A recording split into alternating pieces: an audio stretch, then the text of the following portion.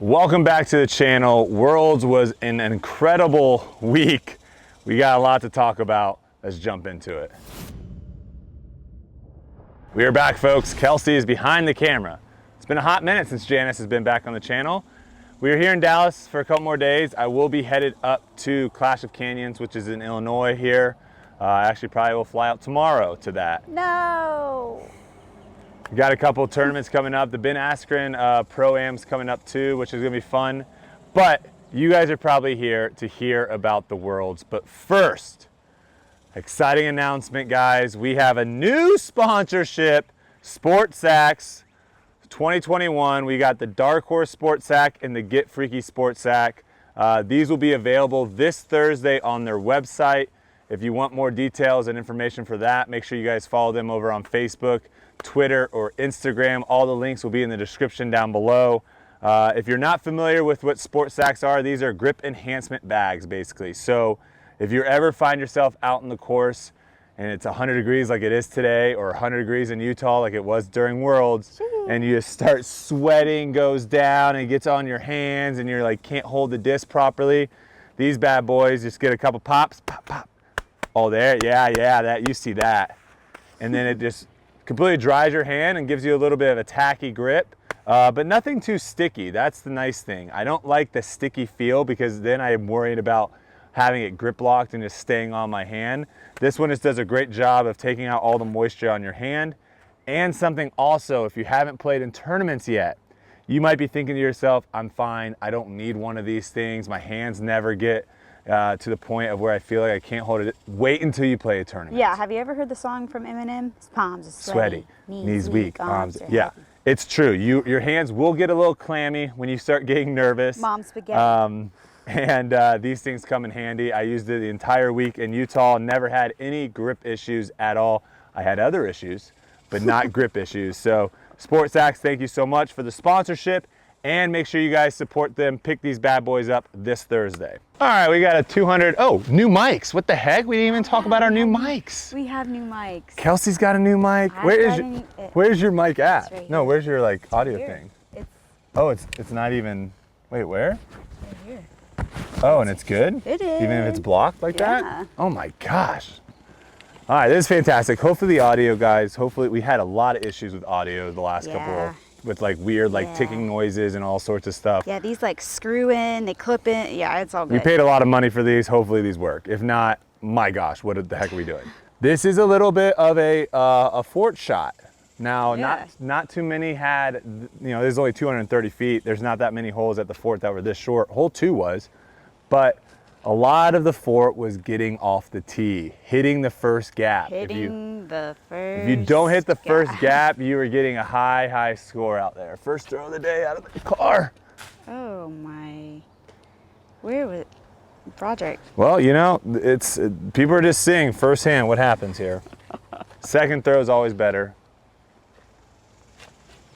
Miss it.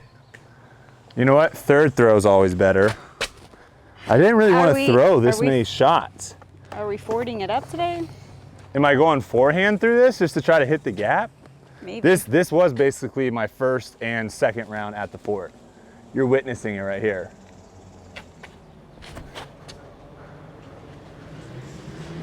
Okay, we hit the gap. That's all you need to do there. But if you guys didn't watch the World Championships, my gosh, you need to go back and watch them. And if there was ever a time to really sell live disc golf, I think this World Championships did it. Because post-produce, guys, it just ain't it. No. It just ain't it. No, it's just, it wouldn't have been exciting to feel kind of how the players were feeling. Hopefully these discs aren't that very hard to find. We got this one right here. Oh boy. The only problem with these discs is they are see-through, so they don't really pop out that well. Another one hit a tree, right? One got the tree over here. I thought I hit this tree. It hit this tree. It kicked off this way. Which way? This way. Oh boy. Is this video just gonna be me searching for discs? Maybe. Okay, we found the disc. We found it, guys. But yeah, I play with a lot of local guys here, and we have a Facebook group chat, and we were all discussing, and there was a bunch of people that had watched it live. And then there was a couple people that were trying to stay away from spoilers and and watch it, you know, post-produce or Yeah, whatever. but you can't spoil live sports. No, you can't spoil live sports. That is 100% accurate. My argument to them, or what I said to the guys, I said, you know, because he watched it and he enjoyed it and stuff, but I was like, well, like, you just like enjoyed it by yourself. Because I know, like, obviously, we're gonna keep walking. Oh, you're not putting it No, in? I'm not putting today. I'm gonna putt when I get home. My argument with just the live versus post is like, when live happens, you know everyone saw it at the same time. So I immediately like was texting people, talking to people, and we were all going ballistic together. Where like post, like you might be watching it at one point in time, and then another person watches it at another, and it's like, it's not the same. It's just not the same of like being able to connect to people. Like social media was just going absolutely berserk mode when it went down. But we'll get into that in a second. I want to go back to talk about your first round at Mulligan. I want to go back to that. So Utah, the disc flew a lot differently. Everything was a touch more stable. So everyone almost changed up their bags completely. They brought like their roller discs, and those were like their bombers. And everyone had to we all had to kind of figure out how our disc flew in Utah. Now, obviously I had a lot of practice rounds out there. I got out there early, got a bunch of practice rounds in, but none of my practice rounds at Mulligan's was it extremely windy. It was like 7 miles per hour, but nothing massively windy. But when we were playing in the tournament, yeah, my first round. I say we, as in I was. Well, you were there. You were caddying. You know, you can dab yourself up a bit. Okay. But yeah, my first round, it was extremely windy with massive gusts. And so the combination, we got like a little right to left hole here. You can probably see the basket through the tree line a little bit. It is a cool little shot. You just got to throw something kind of straight and then have it hyzer out and then hopefully work for a skip. We just got a lot of rain though last night, so I don't think anything's gonna be really skipping, but we'll try to see.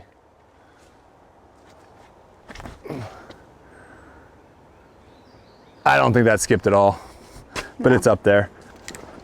So yeah, so the mixture between wind and elevation, guys, really threw me for a loop. And it wasn't necessarily that my swing wasn't good, because when you're like off with your timings off or something like that and you don't know where the disc is going, that could be an extremely frustrating round.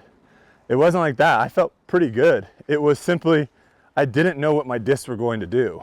And when I start second guessing myself of, is this the right disc? Is this the right shot selection? I wasn't committing to my shots. And after 3 rounds, that's how you can become 176th out of like 210 in OB. I threw like 16 OB shots. You were leading in OB stats. Well, I wasn't leading, but I was very close. But that's definitely a stat. Here, you want to putt? Kinda. Oh, wow. That's definitely a stat you don't want to be leading, is OB rate. But I found myself leading that after 3 rounds, which was very, very irritating and very frustrating, because coming into this Worlds, I was very confident. My practice rounds were great at Mulligan's. Practice rounds were pretty solid at the Fort. But Mulligan's was the course where you had to score well. You had to at least put up probably anywhere from 15 to 20 under, somewhere in that range, to be competitive. Oh my gosh, this is so muddy and so slippery. And I think I walked away after 2 rounds at Mulligan's like even par. Maybe 1 or 2 under. Because the last round I did shoot like 4 under, I think. So, but it wasn't good. It wasn't good. So Mulligan's, I really, really struggled. And then the 3rd round, I actually was playing pretty decent, but I just had so many shots that I thought were good, and they would like end up in the bunker. So instead of having a 25 footer for birdie, oh my gosh, look at my shoes. I know, look at mine. Oh my gosh, this is Texas mud, guys. Whenever I say like you would rather play in mud than wind, this is what I'm talking about. This is insane. This is like a standstill shot. This is a little 40-foot shot here, just like 200 feet or something. Yes, it's straight ahead. Yeah, but yeah, like I was saying, a lot of my shots that I thought were good, they were just ending up in the bunkers, and I was just having 25-footers for par instead of 25-footers for birdie. So that was frustrating. And then when it came to the fort, you know, I feel like you did pretty well at the fort. I mean, you would say besides that one hole, guys, hole 12 12. ate me alive. Oh, I tripled it the first day, I doubled it the second day out there. That hole just ate me up. Yeah, But my strategy for it was wrong. I played a bad strategy. Oh, ace on cam? Oh, it's parked though. We're going on a trip in our favorite mud pit. It is what it is. This is the last day we can film together before I have to leave. So, Is this too tall for you? Is this hard? It might Is this hard for you to like walk with? It might have to be like that. Yeah, so you can walk better with it. There we go. We're figuring it out, guys. We're still very amateurs at this. But yeah, that was my Worlds experience. Was kind of a letdown. I battled back. You know, I was in like 130th place, and then like 100th place, and then like 60th place, and then I battled at one point. I think at one point I was like in 35th or something at the end of the last round. But then I had a couple, you know, bad putts that I missed poorly, and kind of fell to 40th place. So Putt it. I don't think you can make it. Oh. So it was a bit of a frustrating Worlds for me, but I have to remember, you know, that was my first one. Yeah, and who can say that they did 40th place in their first World? Yeah, it was my first one. The hunger has never been higher to continue to push, continue to get better, because it is mine for the taking. That's the beautiful thing, is no one is stopping you. No one is stopping you from winning. Yeah. Like, it's literally just yourself. Yourself is the only thing that's in the way of you winning a world championship. And that's the beautiful thing, is I have no one to blame for my failures except for myself. So it's just back to the grind, back to try to get my circle 2 putting a little bit better, a little bit more confidence in my like 30-footer putts, to where those are just dead center every time. And then a little bit more consistent off the tee. What would you say you struggled with the most? Not at the fort? Yeah. I would say just scoring on the easy holes. Were you just overthinking it, or? No, it's just when you have to throw like hole 9's a good example at the fort, the par 5. Hole 9, if you throw one good tee shot, if your tee shot's good, you're getting a birdie on that hole. And I didn't have one good tee shot on that hole. Hole 10's another good example. Hole 10, that short par 4 with the triple mando. Hole 10, you throw a good tee shot, you're gonna probably get a birdie on that hole. And I did. I threw 3 good tee shots, I got a birdie all 3 rounds. So the holes where like it just required one good shot to get off the tee, to put yourself in position for birdie, I felt like I didn't do that, you know? Hole 2, I only got birdie on it one time. That should be a birdie almost every time. You know what I think they should do? Hole 6, I should have gotten that at least once or twice, never got it. Hole 7, I should have got that once, I never got it. Hole 8, I should have got that every time. I bogeyed it the first round. So like, I can go back and like go through my rounds. Yeah. But ultimately at the end of the day, it's just about throwing better shots and making putts. What were you gonna say? Have they ever done a mic'd up round? Yeah, they do mic up rounds all the time. Oh, they do? Yeah. Wow. What, are you trying to do a mic up round with me or something? Well, I'm saying In the like future, in a actual big tournament. Yeah, like yeah. Worlds. Sometimes you'll see guys with mics on. All right, we're gonna try to go through this tiny, tiny gap. The skeeters out here are real. You're fine. What do you mean I'm fine? I'm dealing with it too. Are you got me here? Well, in a second. Jeez Louise. So we're gonna go party in the. Oh, see how straight that was? So we're gonna go party in the street. Holy cow! I'm gonna throw one more. That was so straight. Party in the USA. So I put my hands up. Oh my gosh. Wow. All right, well, let's talk about the people that did play well, right? Yeah. Because clearly Clearly, I was not in that conversation. Do you want to talk a little bit about FPO? Yeah. Because I'm going to walk through this mud really fast. Yeah. I look like someone coming from like the Navy SEALs coming out of the water after chilling. But Kelsey had the pleasure of ditching me. Yeah. She was like, hey, you guys are like in 60th place. No, it wasn't that. I'm out of here. I'm going to go watch the FPO. Yeah, it was the fact that the FPO was... You can stay there. Okay. I'm going to film him. You can keep talking, yeah. It was the fact that the FPO was so close to the last 3 finishing holes, even 4, honestly. And I was like, Paige and Katrina and Lisa were just like battling. And I was like, this is going to be really exciting to watch.